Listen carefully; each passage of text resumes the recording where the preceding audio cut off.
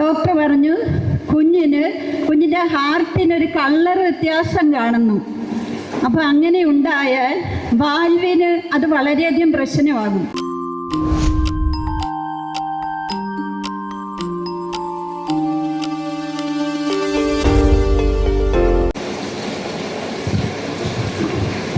പ്രൈസ്തലോ, എൻ്റെ പേര് ജോളി ചാക്കോ. ഞാൻ ഈ സ്കൂളിന് വടക്കുവശത്തു നിന്നാണ് വരുന്നത്. എനിക്കിന്ന് പറയുവാനുള്ള സാക്ഷ്യം എൻ്റെ മോൾക്ക് വേണ്ടിയിട്ടാണ്. എൻ്റെ മോള് 3ാമത് ഗർഭിണിയാണ്. അപ്പം 2ാമത്തെ സ്കാൻ ചെയ്തപ്പോൾ ഡോക്ടർ പറഞ്ഞു കുഞ്ഞിൻ്റെ ഹാർട്ടിനൊരു കളർ വ്യത്യാസം കാണുന്നു. അപ്പോൾ അങ്ങനെ ഉണ്ടായാൽ വാൽവിന് അത് വളരെയധികം പ്രശ്നമാകും. അപ്പോൾ എൻ്റെ മോള്, ഞാനിവിടെ മധ്യസ്ഥ പ്രാർത്ഥനയിലുള്ളതാണ്. എല്ലാ വ്യാഴാഴ്ചയും ഞങ്ങളുടെ ലീഡർ കുഞ്ഞുമോളാണ്. അപ്പം എൻ്റെ മോള് പറഞ്ഞു, അമ്മച്ചി, അമ്മ മധ്യസ്ഥ പ്രാർത്ഥനയിൽ എൻ്റെ കുഞ്ഞിനെ സമർപ്പിച്ച് അമ്മ പ്രാർത്ഥിക്കണം. അങ്ങനെ ഞാൻ എൻ്റെ അമ്മയോട്, IMS അമ്മയോട് ഞാൻ ഈശോയോടും കരഞ്ഞ് പ്രാർത്ഥിച്ചു. എൻ്റെ അമ്മയെ, ഇങ്ങനെയുള്ളൊരു അസ്വസ്ഥതയായാൽ അതെൻ്റെ മനസ്സിനും എൻ്റെ മോൾക്കും അത് വളരെയധികം അസ്വസ്ഥമാകും. അങ്ങനെ എൻ്റെ സഹോദരിമാരെല്ലാവരും മുട്ടിപ്പായിട്ട് എൻ്റെ കുഞ്ഞിന് വേണ്ടി പ്രാർത്ഥിച്ചു. അത് കഴിഞ്ഞ ശനിയാഴ്ച ഞാനിവിടെ അമ്മയുടെ നടയിൽ വന്ന് നോവേനയൊക്കെ കഴിഞ്ഞു പ്രാർത്ഥിച്ച് അമ്മയോട് പറഞ്ഞു, അമ്മയെ, ഈ കഴിഞ്ഞ ബുധനാഴ്ച എൻ്റെ മോളുടെ സ്കാനാണ്. അതിനാണ് ഡോക്ടർ പറഞ്ഞിരിക്കുന്നത് ഇനിയത്തെ സ്കാനിൽ അറിയാം അതെന്താകുമെന്ന്.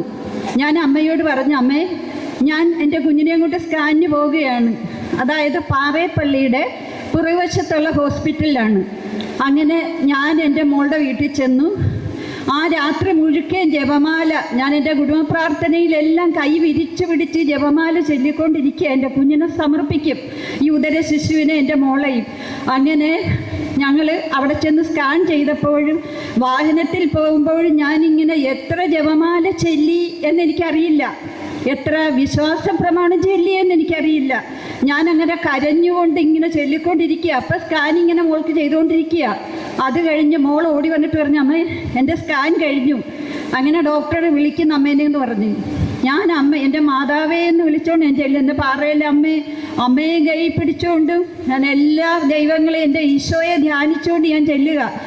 അപ്പോൾ ഡോക്ടർ എന്നോട് ഈ സ്കാൻ ചെയ്ത എല്ലാ റിപ്പോർട്ടും ഇങ്ങനെ നോക്കിക്കൊണ്ടിരിക്കുക. ഡോക്ടർ പറയുക, ഞാൻ എത്ര നോക്കിയിട്ടും ഇതിനകത്ത് ഒരു പ്രശ്നവും ഇല്ല, ഒന്നുമില്ല. കുഞ്ഞിന് ഭയക്കണ്ട കേട്ടോ. ഇനി കുഞ്ഞിന് ഇച്ചിരി വെയിറ്റ് കുറവാണെന്ന് മാത്രമേ ഉള്ളൂ. അതുകൊണ്ട് ഒരു കാരണവശാലും ഭയക്കണ്ട. മോൾക്ക് യാതൊരു അസ്വസ്ഥതയില്ല. എൻ്റെ അമ്മ ചെയ്ത ഈ ഉപകാരത്തിന്, എൻ്റെ ഈശോ തന്ന ഈ കൃപയ്ക്കും ഞാൻ 1000 നന്ദി പറയുന്നു. എത്ര നന്ദി പറഞ്ഞാലും എനിക്ക് മതി വരില്ല. എൻ്റെ മധ്യസ്ഥ പ്രാർത്ഥനയിലുള്ള കുഞ്ഞുമോൾക്കും എൻ്റെ സഹോദരിമാരിവിടെ ഇരിപ്പുണ്ട്, അവർക്ക് ഓരോരുത്തർക്കും ഞാൻ നന്ദി പറയുന്നു. ഇനിയും നിങ്ങളെല്ലാവരുടെയും പ്രാർത്ഥന എൻ്റെ മോൾക്കുണ്ടാകണമെന്ന് ഞാൻ അപേക്ഷിക്കുന്നു. നന്ദി, ഒത്തിരി നന്ദി.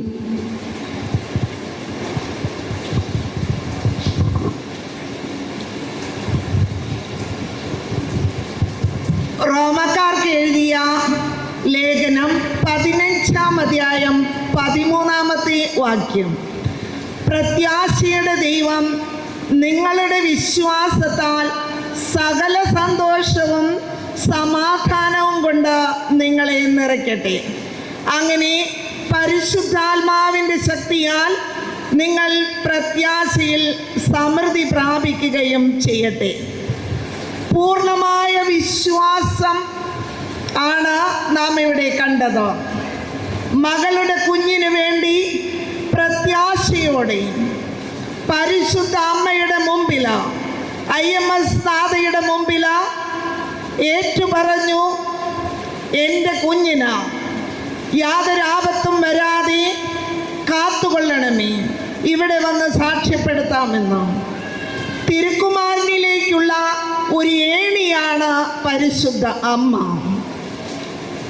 നമ്മുടെ ഭവനങ്ങളിൽ കൊച്ചുമക്കള് കാര്യസാധ്യത്തിന് വേണ്ടി അമ്മ വഴി അപ്പനിലേക്ക്, ഇത് തന്നെയാണ് ഇവിടെ പരിശുദ്ധ അമ്മയിൽ ഏൽപ്പിച്ചുകൊണ്ട് പരിശുദ്ധ അമ്മ തൻ്റെ തിരുക്കുമാരനിലേക്ക്, താൻ നൊന്ത് പ്രസവിച്ച ദിവ്യ ശിശുവിൻ്റെ കൈകളിലേക്ക്